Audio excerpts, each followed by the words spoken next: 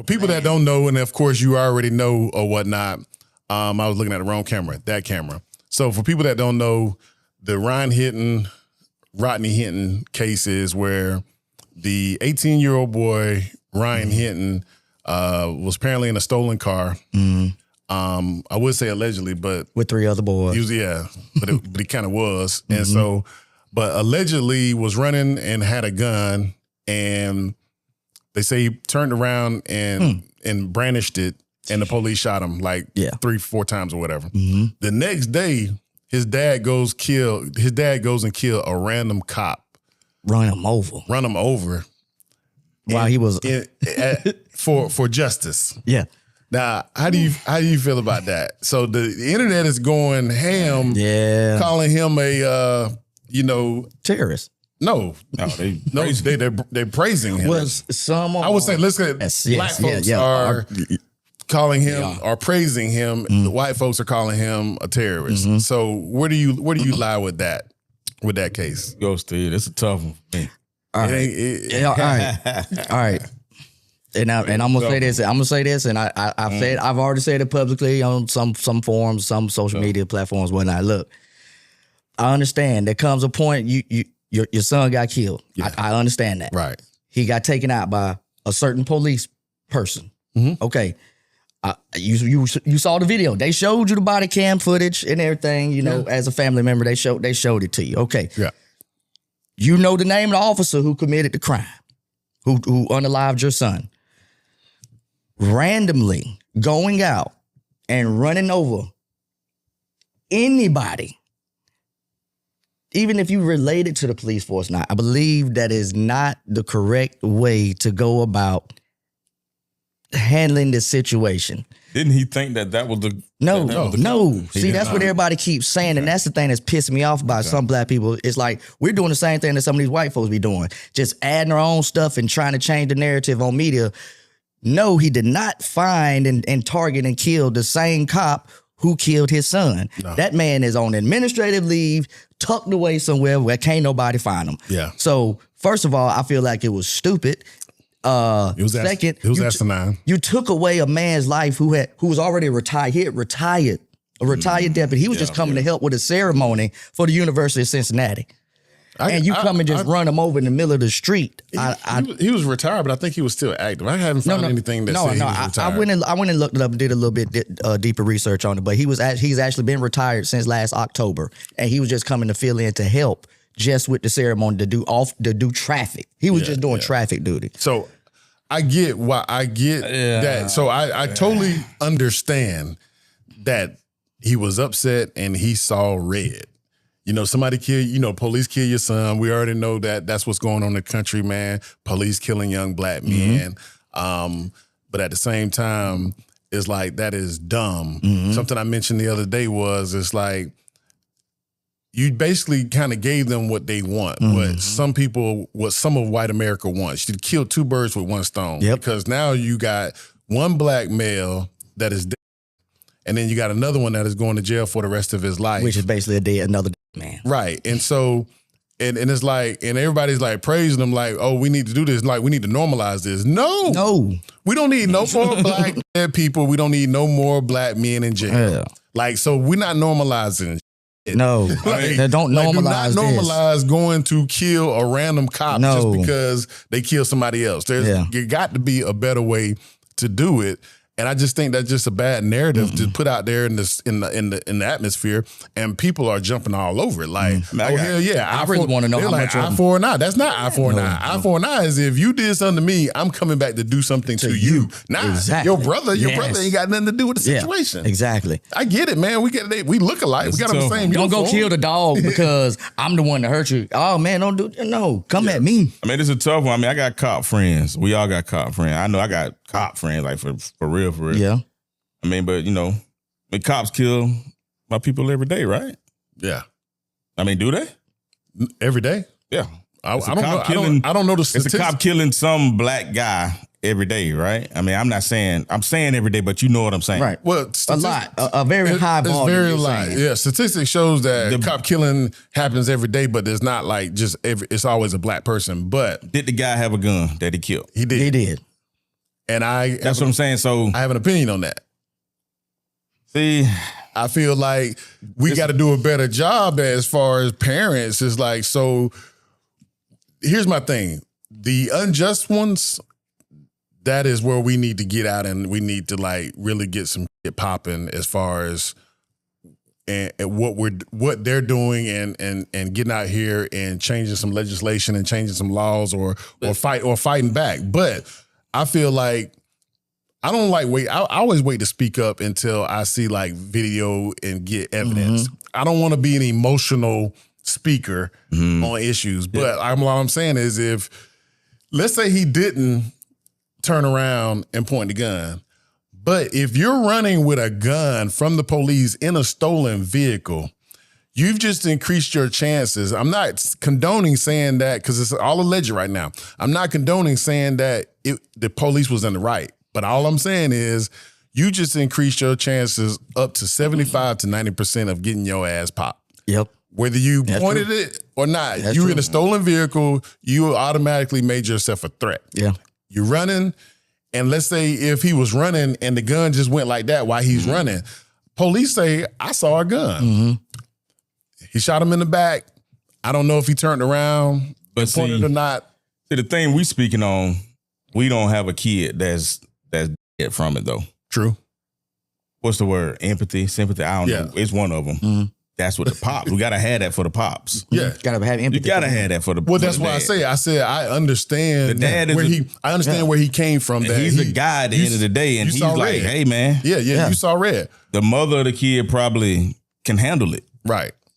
The guy, you never know. It's probably his only son. Yeah, but and then, but I know what you're saying. It ain't eye for eye, but I mean, he just had his kid die, and But this is probably on his last leg too. He probably was up against stuff. Yeah, but this isn't something we should normalize. Like, I'm just gonna take out somebody. But should we normalize? Because now let's say I don't know how many other kids you don't he had. normalize it, but I don't know how many other kids he had. But let's say he had 3 more, right? Right.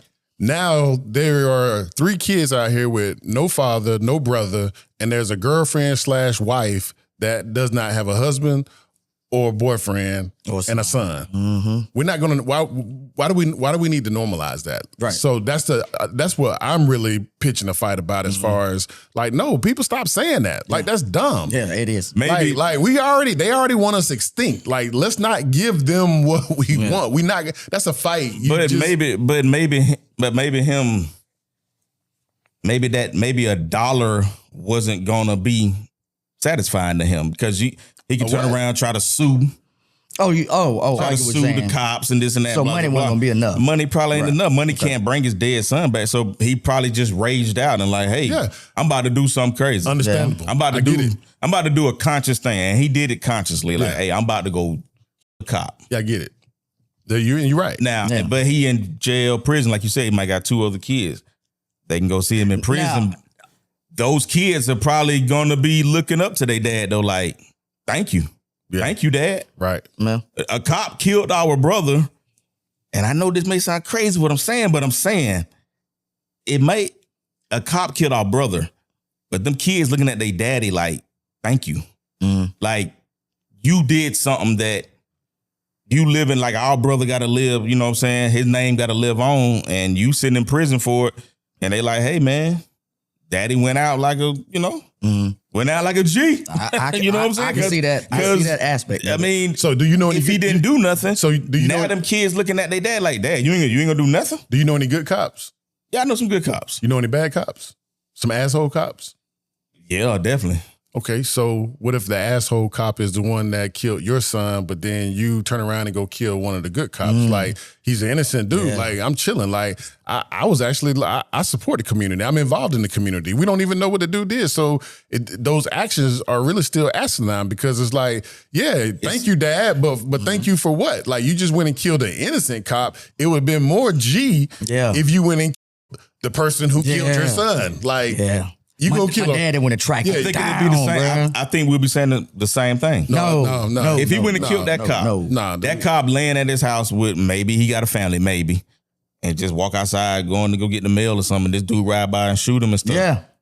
Okay. I think we're gonna be saying the same thing. I think we're gonna be saying the same thing what you just said. We got another black man in prison. We got another black man not raising his kids. No, here's the beginning part of it. But I'm saying, what is his kids gonna say about that if he do go kill the cop that did kill his? Well, they would probably have a different way of saying. They'd probably be like, "Damn, Daddy went and found the dude that did it. He went and tracked him down." Here go the same dumbass results that also happened in Warner Robins. Dude. One day goes and he's got some gang activity. Dude goes and pops some rounds at some other group of guys, right? Group of guys say, okay, we know where he lives. We're going to go over there and pop them two, whatever. So dude wasn't even at the house. So then about 3 dudes, I think 2 of them were white or one of them was white. They go over there and do a drive-by and just start lighting up the house. Dude wasn't even home. They ended up killing a little girl. Now all of them in jail for life. For life. So it's like, what did you resolve? Let's say even if that was an eye for an eye type situation, he wasn't even home. You ended up killing an innocent little girl off of some beef that was not even thought out. And like I told him the other day, I said, man, if you're gonna be strategic about it, and like you're gonna get back, man, I would have been like, man, sit tight, man. Think about it, man. Like, investigate. Dude, probably no rational thinking, man. I know, I get it. He saw red and he just, he flipped out. Your person is dead. Yeah, I get it. Son, daughter, friend, your person is dead. It might not be no rational thinking of that. We ain't never been in those situations per se to be like, let's go kill somebody because somebody, you know what I'm saying? We don't know. But you can also think about that person that actually did it. Like the saying go, who cried when the killer die? Yeah. Somebody gonna cry. But see, what about that though? With that aspect but I also of it, believe with the cop that got killed. What about the cop that got killed too? You talking about the family with the they sad from it, man. They I mean, but I'm saying we don't even know what he had. You saw the guy in court, right? You saw how he was looking at all the cops. Yeah. Only one cop gave him attention. If you look at the video, only one cop was really looking at him, back at him like he held his head high. But the rest of the cops just looking around like, everybody's studying him. Yeah. Like, go on, go to prison. Like, everybody's studying you. And then the guy that he ran over, guess what? He wasn't even there. He wasn't in the court neither. He was nowhere around. And then he just happened to say, hey, I get it, man. Y'all need some help today for the ceremony? I got you. I ain't doing nothing. I'm retired. That dude's son gone too, though. That's probably no rational thought. I'm telling you. Man, that dude probably seen red. He probably seen red, and it's like we get that. It don't matter if it's the next day. It don't matter if it's 2 weeks from now. He like, yo, I'm going to kill somebody who got a badge on. Now that does matter. Who got a badge on? I'm killing somebody. No, if he was 2 weeks later, he should have waited and found the right one. Yeah, I'm just saying, bro. Pull some old accountant type stuff, man. Yeah, if you're gonna get justice, man, go get justice.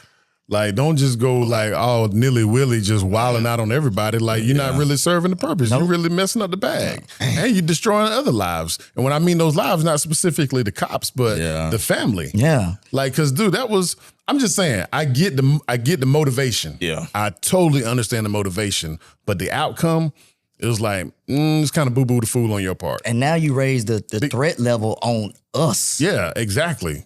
It's been on us, though. No, I understand that, but I'm talking about it's been on us. Fred right. The threat level been on us. It's been on us from that. But I'm saying that's why we give our boys. I said we have to tell our sons. Yeah, that's why we give our boys these conversations. The threat level is high. Every time my boy go out, go to the prom, go somewhere, I always give him the talk. Yeah, I had to talk more than once, not just one time. It's gonna be a rare. I've been having that talk with him since he was about like 10. It's a rarity that a white guy telling their son about getting pulled over and stuff. Yeah. It's rare. Yeah. I'm pretty sure it's somebody that's doing it, but majority, we have to tell them, hey, man, when you get pulled over, this stuff you need to be doing. Man, I have to have, I even have to take the conversations at even a different level. It's like, not only just do I have to, because we getting attacked from so many different directions. So I actually have to have conversations with him about the police. I have to have conversations about certain females you mess with. Like, hey, look, even if you, I'm only using this as an example because it's prevalent. It's been happening so many times. But hey, you do come across a snow bunny. Be careful. They at the same time, because let's say if she's like, if you ain't heard, bunnies are dangerous. The point I'm trying to make is if she's 17 and if you 17, she's 15. You got to be careful because she might have condoned it, but her parents might didn't like it. They found out that you smashed, and guess what? Now you got a statutory rape charge because they went and told the police that, oh, he had sex with my daughter. I don't agree with that, though. I don't agree with that. It just happened. Somebody just got locked up from in Warner Robins like a month ago and I don't for the same situation. Well, he was 17, she was 15. Never liked it. You got to think we had to deal with that when we met. We talked about that. We did talk about that. We had a conversation about that. Get ninth graders out of high school then. Put them back in middle school. Yeah. You can't. You said that the last time we talked on the podcast. That's why I say I don't like that statutory. Yeah. But you see why I'm saying I have to have those conversations. So I have to have at least 4 different individual conversations about navigating in this world and in this society as far as every time you leave, especially now that you're driving. Like, hey, I get it. I see what social media is doing. Everybody wants to be a lawyer.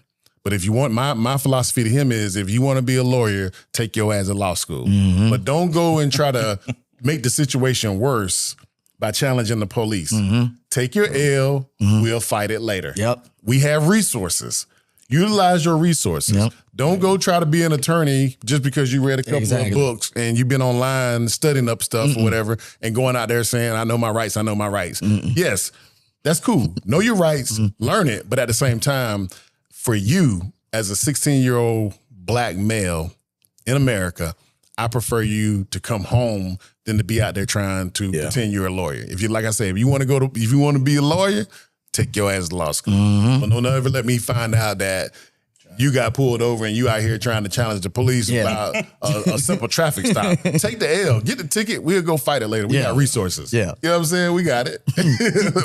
they got body cam footage. Yeah, we'll figure it out. We'll deal with it. Yeah, you know what I'm saying? Like, I don't want to brag. I say we know people. You know, so this is true. Yeah, we know people these days. Yeah, we know people these days. Man, utilize your resources. I feel for that brother though. Yeah, I do feel.